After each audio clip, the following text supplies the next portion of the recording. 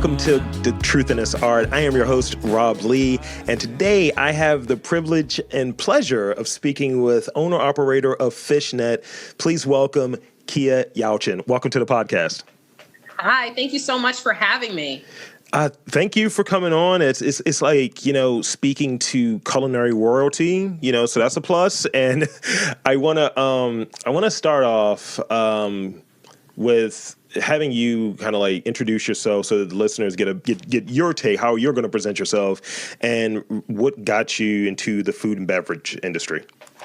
Okay. So yeah, my name is Keyia Yalcin. I'm the owner of Fishnet. I've had Fishnet for over 10 years. This will be our 11th year. We've been in Baltimore for about 2.5 years, and Baltimore has been amazing to us. I'm actually from here, but Fishnet was located in College Park for 8 years in DC. We had one there for about 4 or 5 years. And so Fishnet is, yes, new to Baltimore, but not new to the food scene. We've been around. And I got to hospitality because I was, some of you have that luxury of being talented, when you're growing up. Some people are like, oh, he's going to be an amazing pianist. Like, I was not like that. I was really good at talking to people. Like, that was my talent. Yeah. But that's not a talent, right? I don't know. It wasn't a talent that I foresaw making money, and I would just, I love to talk to people. And so that was my thing. And, I didn't want to get a communications degree, because I don't know, I just didn't see the job options. And so I would go to business school, right? And I'm like, oh, I might as well just major in hospitality management because I love talking to people, and that's hospitality, isn't it? So I go to Howard, I major in hospitality management and meet my husband while working in a restaurant, and thus begins my love affair with food and beverage and hospitality. Couple takeaways. One, I make money off of talking about with my, no, I'm kidding. Very, very similar thing. I was a business school and did a bachelor's of science instead of like marketing. Like I didn't really recognize I had the gift of gab until it was like a little too late. And I was hanging around with the marketing people, hanging around with the hospitality management folks. But I was just like, yeah, I'm doing the analytics. Like, what's the behind the scenes business stuff? Because I'm 6'4" and I'm very gangly at times. So it's like, yeah, get this like a slender man out of here. Can we just like have him behind the scenes, behind a wall, behind a computer, getting it in? And also, the way you were describing like meeting your husband was very rom-com-ish. It's like, yeah, we met in a restaurant, full circle. Yeah. Yeah. I mean, yes, my husband and I, we've been married for 16 years. So we're like the old married couple, but we're young. That's great. And, it's great. Like, we were, in our early 20s. I've probably just turned like 21 when we got married, and we were in our early 20s, and how you are, you're dreaming about the life that you want to build for yourself and all the things you want. And, and I was dreaming with my partner, and we were going to open these restaurants. And at the time, Five Guys is popping up everywhere. Like, Five Guys is the new hot thing. Yeah. And that's funny because Five Guys has been a lot of years from the new hot thing. But like at the time, it was the new hot thing. They're popping up everywhere. It's a great concept. It's got a lot of energy. Mm-hmm.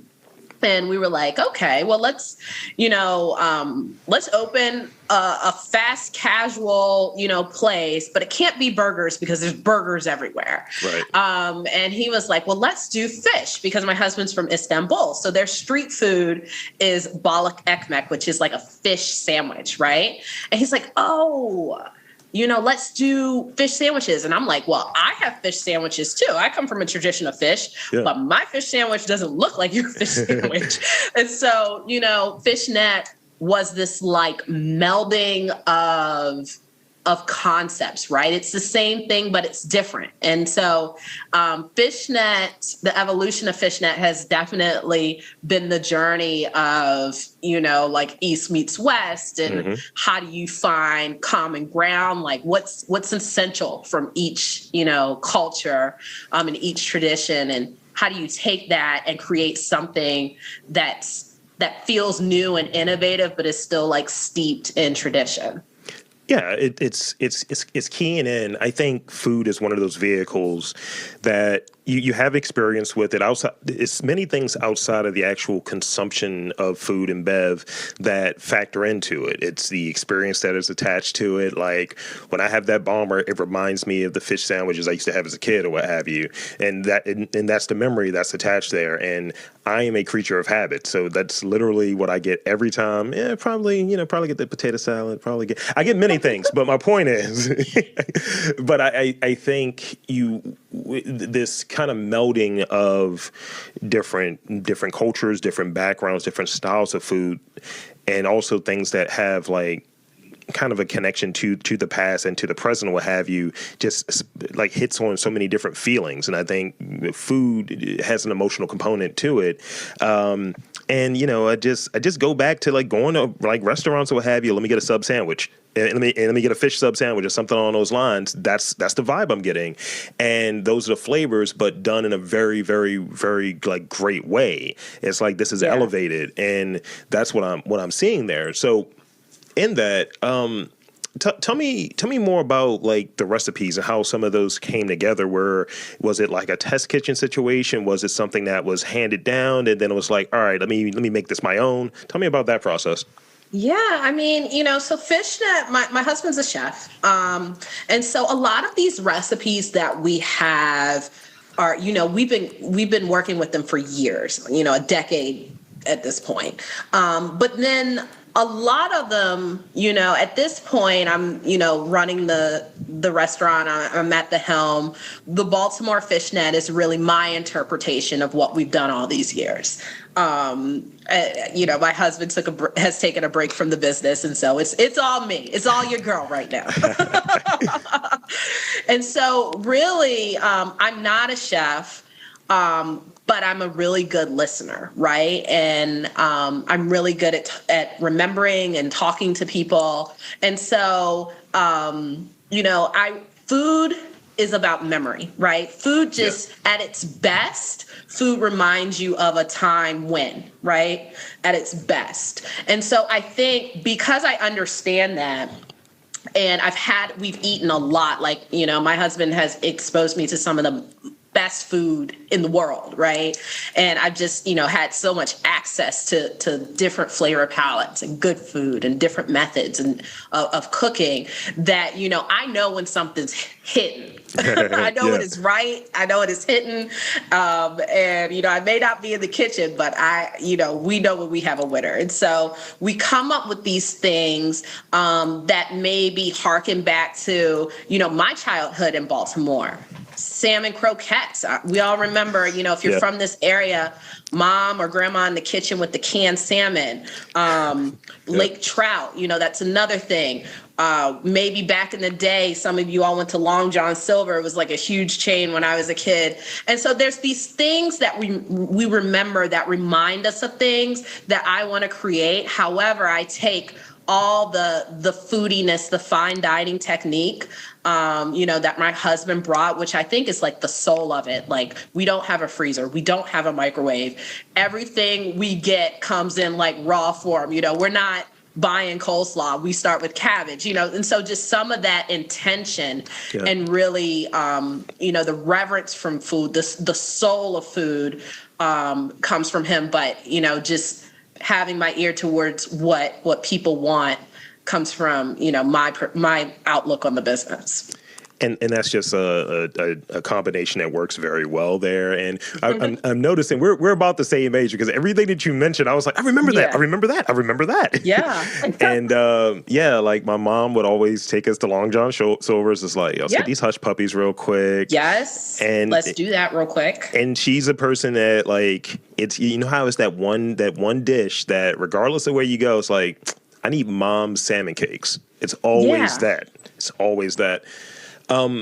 So this is kind of related to this. We'll come back to the biz in a moment, but I want to get your take on this. So you being that you're from here, what have you, and moving back and kind of bringing the business here and all of that.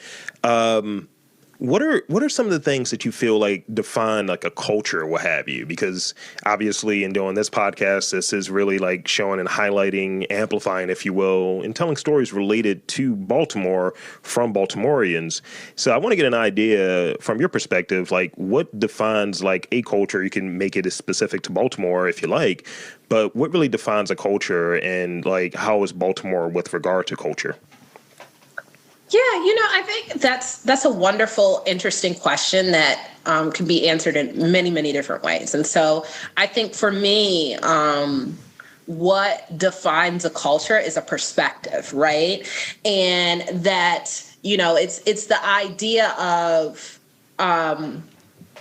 what my husband and I looked at early on, fish sandwiches. Like, it's very simple on the surface. Okay, this is my fish sandwich, and this is, my fish sandwich. But what that means to us is defined by our cultural perspective and our cultural experience with it. And then even if you take it a layer deeper, it has to do with the history. So, why are we doing the things that we do with food? And, for me, culture, there's so many lessons to be learned in the kitchen and at the table and stuff like that. I think that's one of the most important interactions for sharing culture and sharing perspectives and ideas, right? And so I think, why we do the things we do, kind of forms our culture and forms that. And helps us form that for ourselves. And then we take that perspective and it just goes into everything else we do. And that's why, Baltimore has its own flavor versus if you go to DC, it has another flavor. Sure. Because the decisions are informed by the experiences and the perspective. Thank you. That's great. Yeah, I want to have, like, as that article came out, it's like having Baltimoreans tell their story. We speak for ourselves. Yeah. So share a piece of advice that you would provide to someone. You've been in it, for 16, out there, for married for 16, but in the Fishnet biz for 10, almost 11. So share a piece of advice you would provide to someone who's interested in working in hospitality. Yeah, I think that hospitality is a wonderful business. There's lots of different things that you can do in it. Yeah. If you specifically want to be in hospitality entrepreneurship, I think, someone told me this a long time ago, but I see the importance of it. Your why has to be really strong. So why you're doing something has to be big enough that it can withstand the ups and downs that businesses go through, right? And sometimes there'll be ups and downs that you cause. Sometimes there'll be ups and downs that you can't control. And so I think, the most important thing is to stay consistent. When I started this business, like many 20-somethings, I thought I was going to be successful within the year, and I thought, it wasn't going to take that long for things to be all right, because surely, I was the exception. Yeah, of course. Of course, I'm the exception. But the reality is that, most businesses, they take years, like more than 5. Fishnet has found its sea legs recently, and we've been in business for 10 years, and by the time we get to, reach 20 years, if we get to reach it, we'll probably be an overnight success, right? So it's like, I think that, things take a long time for most people, and just kind of feeling that reality, I think, will make, people a little more committed to the process, and in the end, over time, make them successful. Absolutely. And there's a an art component there where, I've been doing the thing that I've been doing for 13 years. And, I was talking with one of my buddies who was like, yeah, I started painting 13 years ago. He's like, people are just starting to notice what I'm doing. And he's like, a lot of people don't know what's baked into, what that end product looks like. It's like, this is why I charge this much, or this is why things may go in a certain way, because I've been doing it for a long time. So there's a lot of experience and skill and these different things embedded into what that finished product looks like. It's not just painting on canvas. It's, years of experience and, a lot of different things that come into play, and people don't see it. But when you look under the hood, you're like, oh, wow, you've been doing it for how long? This was the original logo? Wow. Yeah. Yeah. I mean, and I think people just don't tell the truth, right?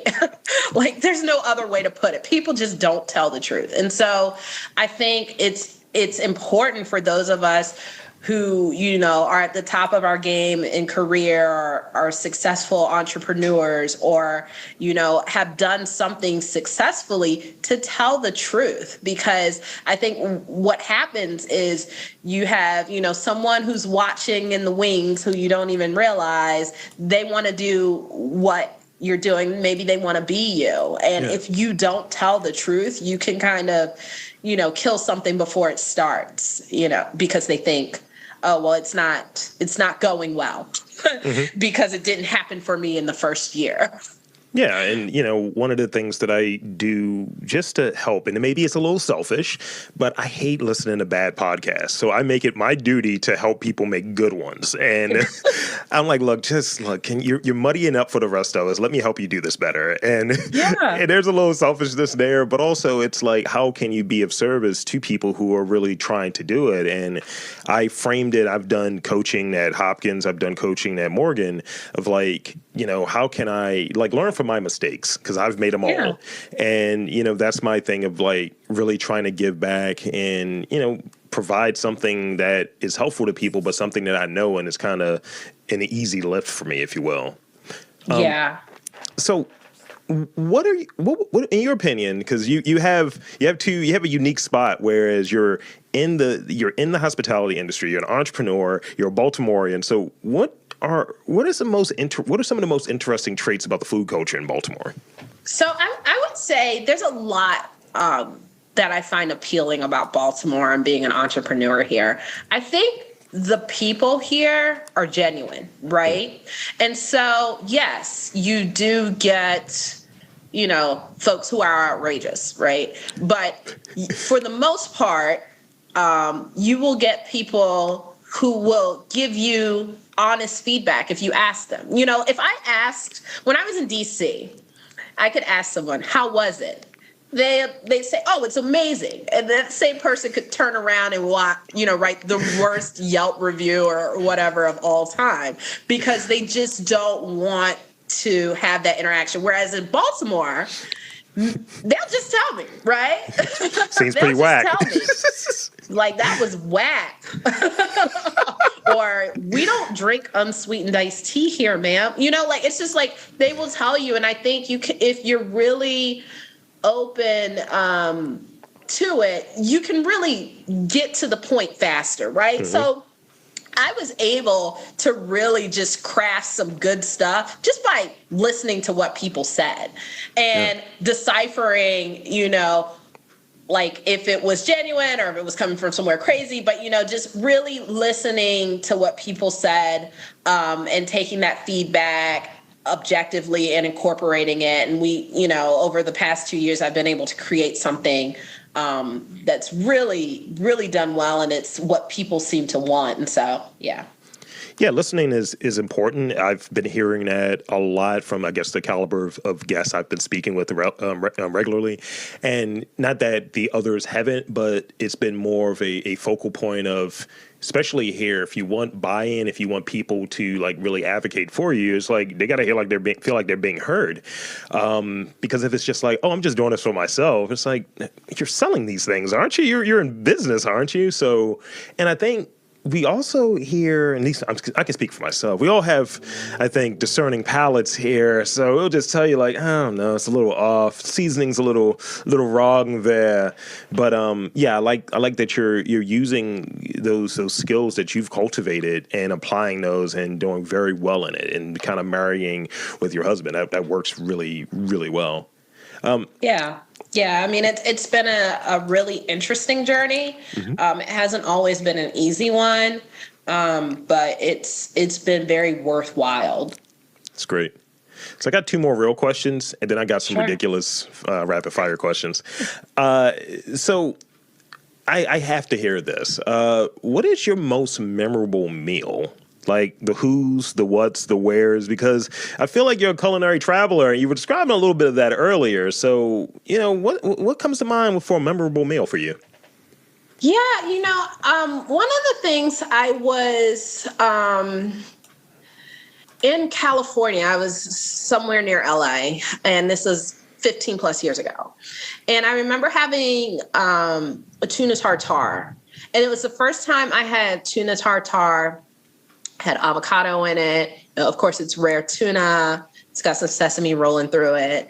And it was just one of the most memorable meals that I've ever had. I can't remember the name of the restaurant.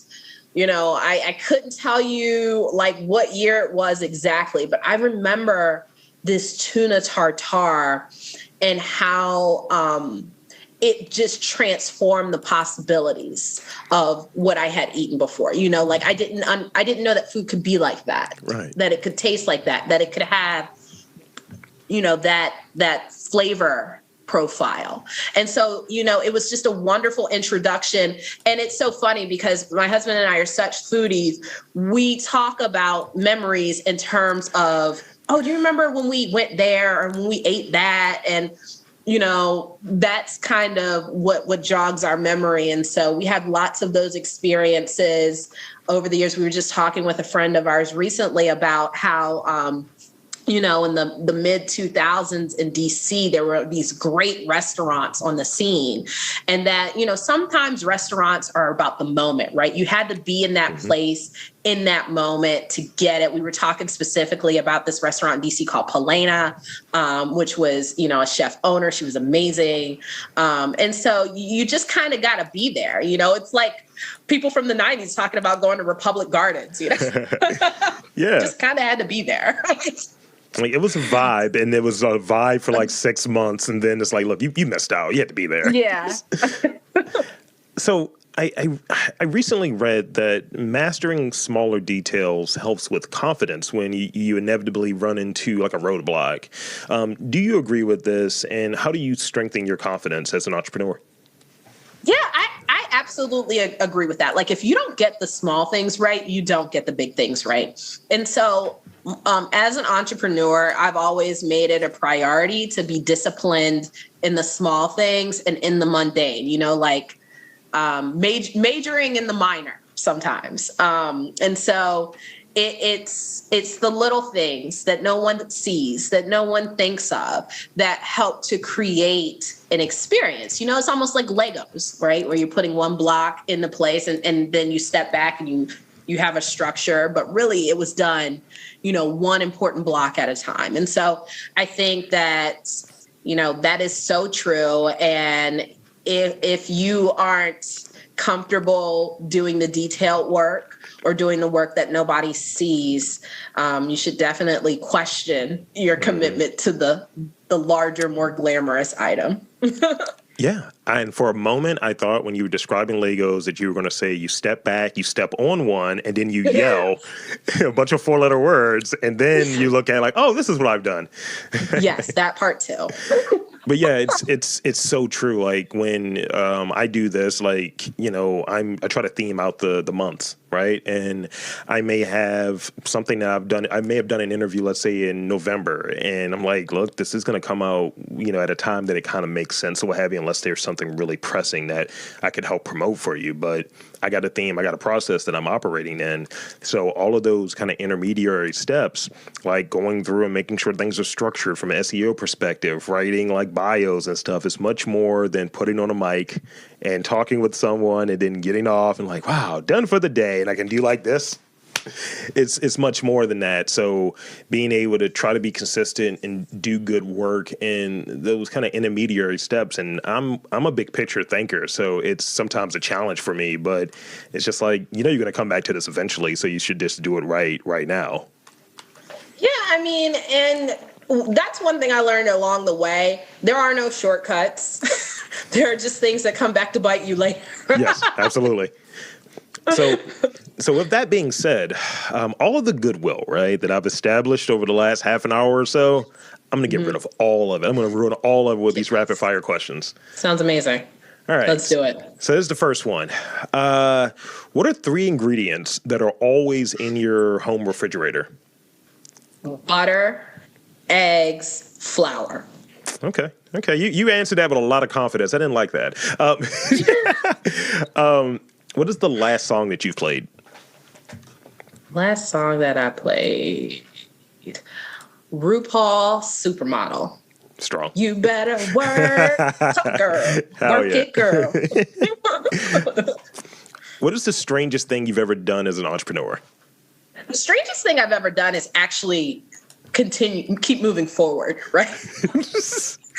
I mean, against some, crazy odds, like I find it peculiar that I've gotten to this point because there were some tough things I had to move through. So I had someone say, look, I've put on a chicken costume to sew cars. I was like, wow, this is very specific.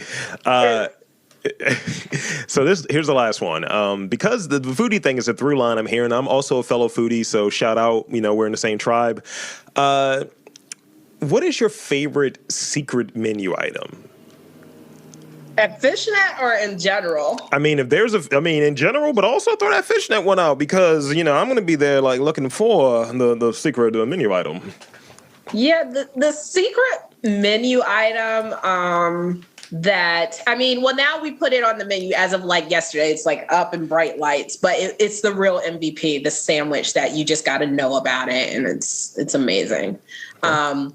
But what would I say? My favorite secret menu item. It's going to be whatever, the restaurants have for kids. I have kids. Uh-huh. And so they always come out with, I have some buttered noodles in the back. We can throw some Parmesan on it. And it turns out, the secret menu item is always like banging because it's something that the chef or whoever's in the kitchen, it's a sure thing. They know it's good. They know, even kids are going to eat it. And it's done with so much care. So it's always from the kids' menu. No, I dig that. I've seen I think McDonald's recently added something that was secret menu items and they were promoting it. It was like I think it was like the land, air, and sea. It was like a chicken Whop. It's like a chicken Big Mac and maybe the fish sandwich is a triple decker. And I was like, that's a bit much. It's a bit over the top. And sounds suspect. Very suspect. I think it's in a lineup. It's not great. So with that being said, one, we're done. That's all the questions I got. So I want to thank you for being on the podcast. And 2, I want to invite and encourage you to really highlight anything you feel like we've missed and tell the fine folks where to check you out and check out Fishnet. Yeah, definitely. Fishnet is located in downtown Baltimore, 520 Park Avenue, inside the Mount Vernon Marketplace. And you can follow us on Instagram. We have lots of really fun things coming up. By the time this airs, I'm sure the catfish po' boy will be in play. And that is just a very special sandwich. It's a very, very special sandwich. That's all I'm going to say. It's amazing. But it's just done differently than anything we have out there. So look for that catfish po' boy. And you can follow us on Instagram at Eat Fishnet. And you'll see all the other exciting things that we do, and make sure you come check us out because we were voted one of Baltimore's best 38 restaurants recently. Love to hear it. So again, thank you for coming onto the podcast, and I'll wrap up. Yeah. Okay, perfect. I'm Rob Lee, saying that there's food in and around Baltimore. You just got to look for it.